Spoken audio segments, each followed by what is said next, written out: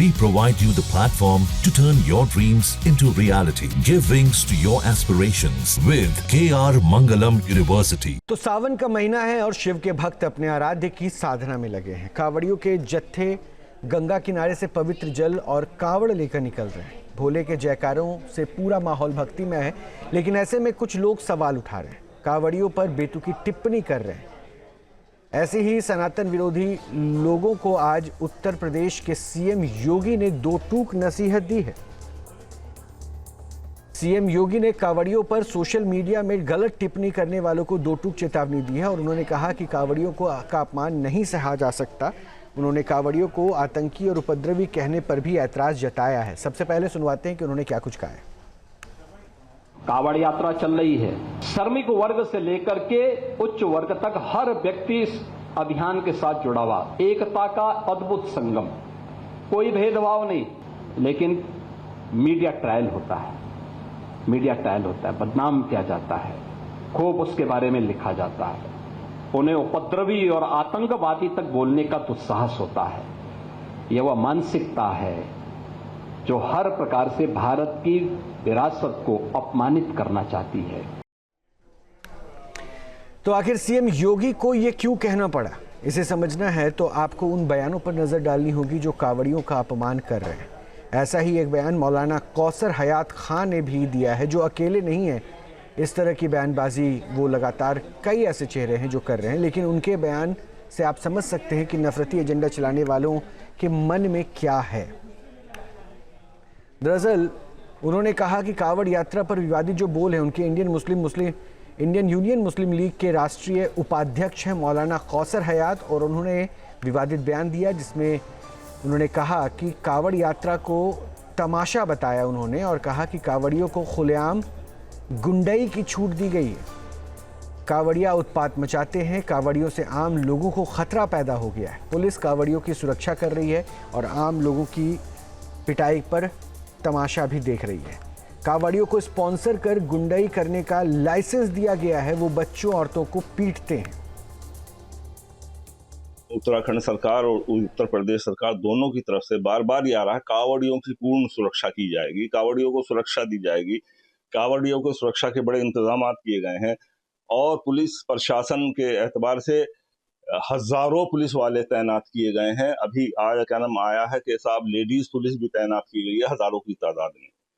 ये सारे काम हो रहे हैं कांवड़ यात्रियों की सुरक्षा के लिए, लेकिन पिछले एक हफ्ते का आप रिकॉर्ड अगर उठाकर देखें तो कांवड़ियों को तो कोई खतरा नहीं है, अलबत्ता कांवड़ियों से आम नागरिकों को खतरा जरूर पैदा हो गया है।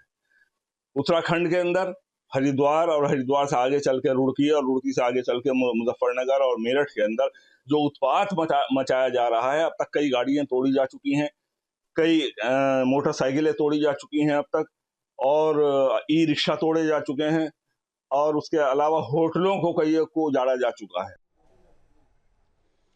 तो मुस्लिम धर्म गुरुओं के साथ कांग्रेस नेता भी ऐसे बयान दे रहे हैं। दिग्विजय सिंह ने भी ऐसा ही विवादित पोस्ट किया था, जिसमें उन्होंने कांग्रेस नेता दिग्विजय सिंह ने विवादित पोस्ट में लिखा था कि कांवड़ यात्रा जो किया जा रहा है उस पर उन्होंने प्रश्न उठाए और कहा कि कांवड़ यात्रा से लग जाता है जाम, और दिग्विजय की नमाज और कांवड़ यात्रा वाली तुलना पर भी विवाद हुआ था।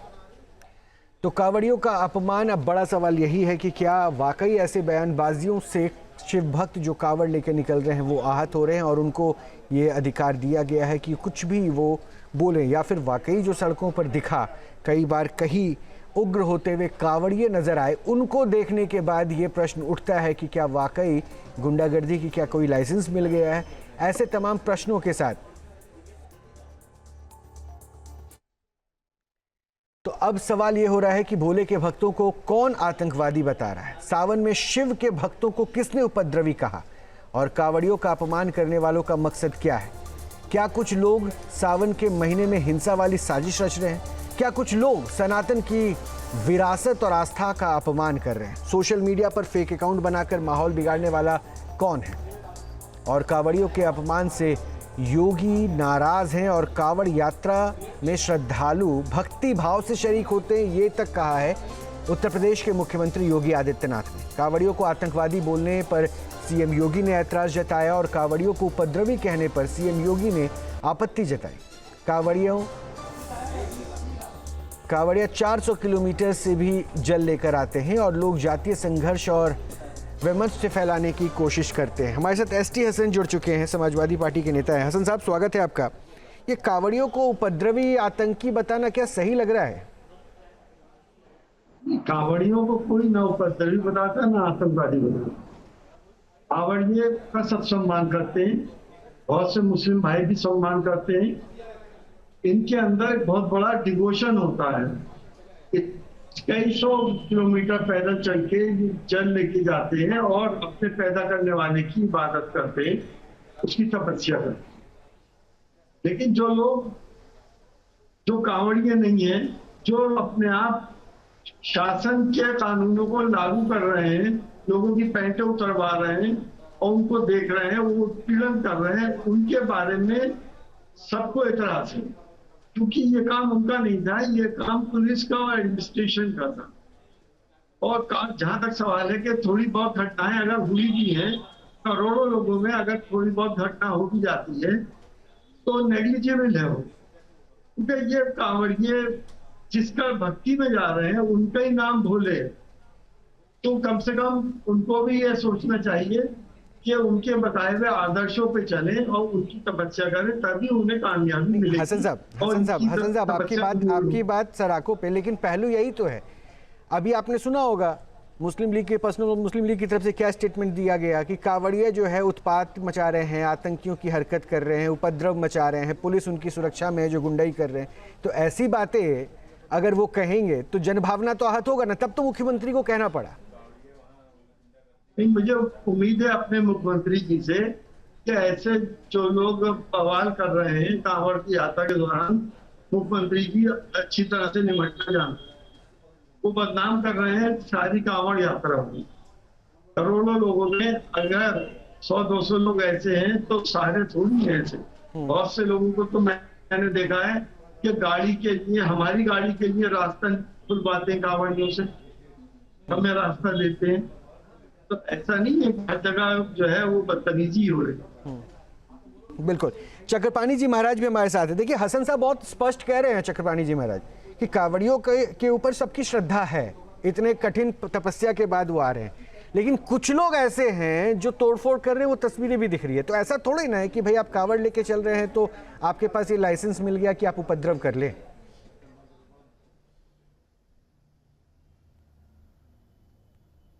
नहीं, ये बताइए कि हज करने के लिए बहुत लोग जाते हैं और एक बार ISIS जो आतंकी संगठन है उसका मुखिया का भी दिखाया था कि वहाँ पे गया है।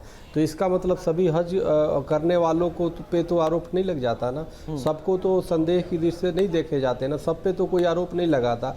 आप ये बताइए कि अगर कोई शराब पी के उपद्रव करता है, उसके लिए शासन प्रशासन कार्रवाई उसके खिलाफ करती है ना, उसका कौन, कोई भी हिंसा करता है उसका कौन समर्थन कर सकता है?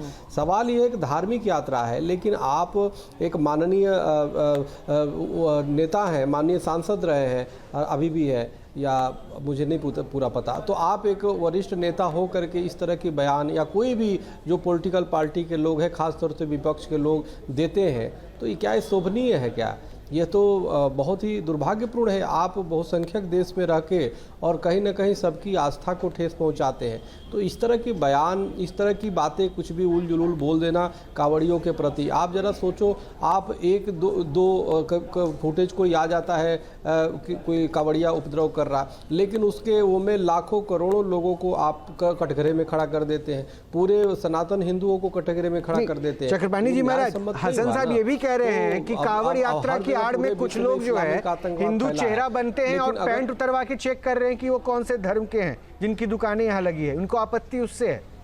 नाम तो दुकानों का स्पष्टीकरण होना चाहिए, ये तो आप कहेंगे ना?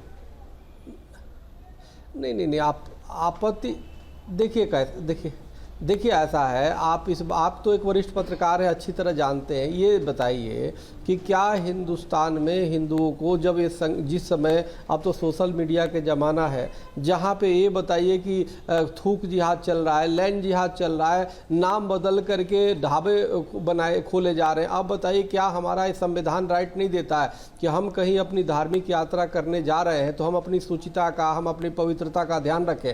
इसके पहले कि बाद में अगर कोई हमारी शुचिता भंग कर देता है, हमारी पवित्रता को मान लीजिए भंग कर देता है, जो सूचना आए दिन सुनने में आता है, तो उसके बाद दंगे हो, बवाल हो, इससे अच्छा तो ये है ना कि पहले जांच कर लें।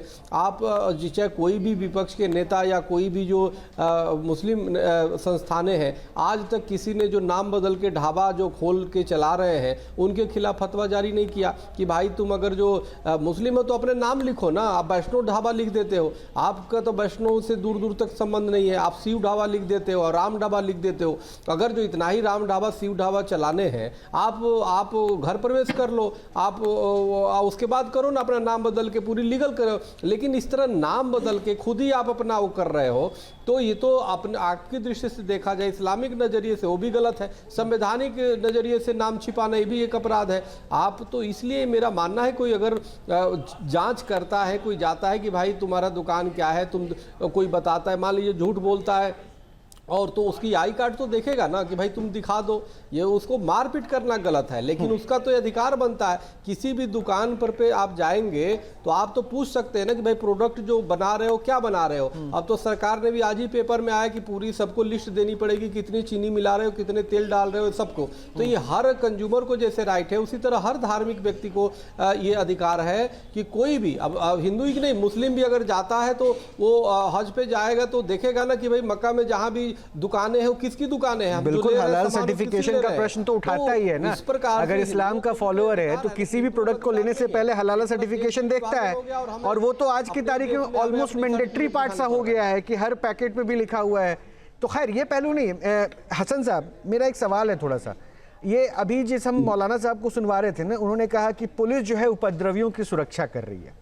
अरे भाई, पुलिस अगर प्रोटेक्शन पे खड़ी है, इतनी भीड़ जा रही है, उनको मैनेज करने में इससे आपत्ति है क्या? क्योंकि थोड़े दिन पहले अखिलेश यादव जी ने भी एक बयान दिया था कि पुलिस उनकी सेवा में लगी हुई है। तो क्या पुलिस वहां नहीं रहे, पुलिस प्रोटेक्ट ना करे, पुलिस व्यवस्था का संचालन ना करे, क्या आपत्ति है?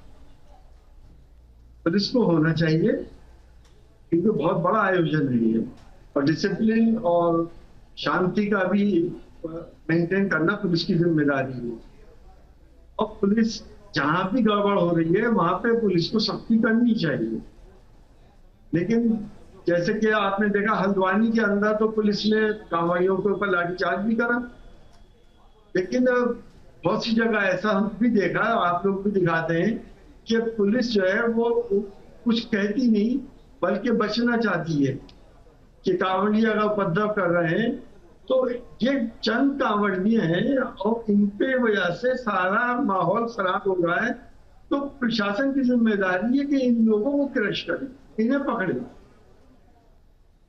नहीं तो हसन साहब, क्या पुलिस अगर इनके प्रोटेक्शन पे लग गया, इनको मैनेज करने में लग गया, तो आम आदमी क्या असुरक्षित महसूस करने लगा है? मैं ये इसलिए स्टेटमेंट पूछ रहा हूं क्योंकि इससे सिमिलर स्टेटमेंट अखिलेश जी का था। ऐसा स्टेटमेंट अभी मौलाना कौसर हयात ने कहा है कि भाई आम आदमी तो असुरक्षित हो गया ना, पुलिस तो किसी और की सेवा में लग गया।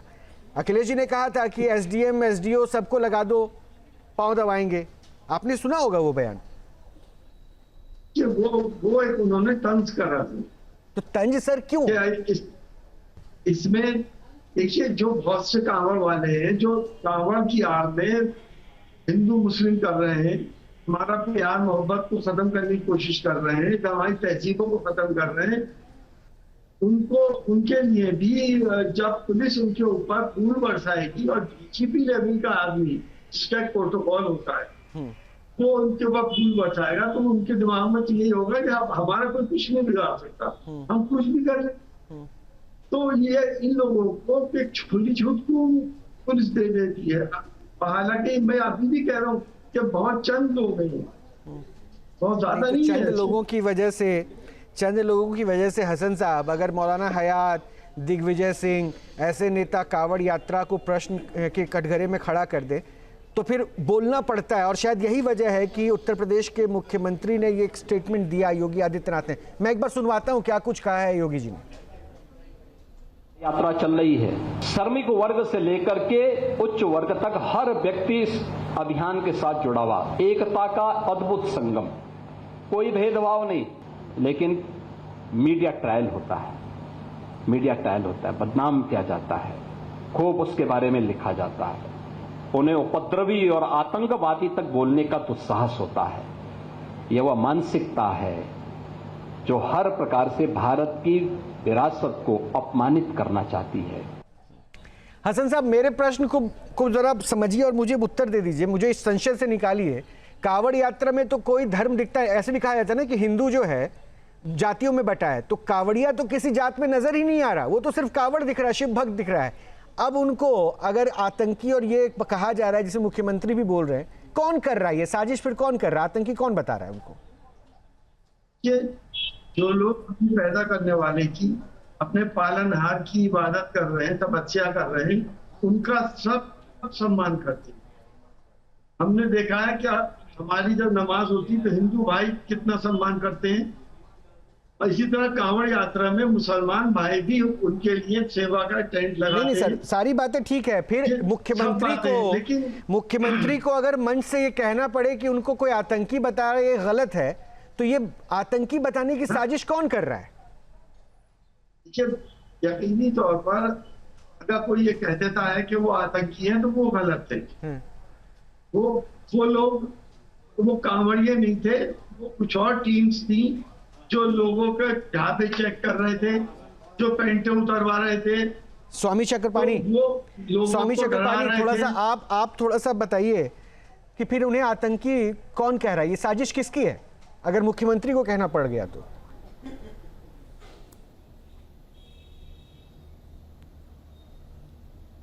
नहीं, आप देखिए, पिछली बार एक वीडियो वायरल हुआ था, उसमें एक जो मेंटल टाइप का, जिहादी टाइप का व्यक्ति जो है, जो दाढ़ी बढ़ाए, टोपी पहने, वो कावड़ियों की गाड़ी के नीचे कूद जाता है और कूदता है, लेकिन तब तक कावड़ियों ने गाड़ी को रोक दिया।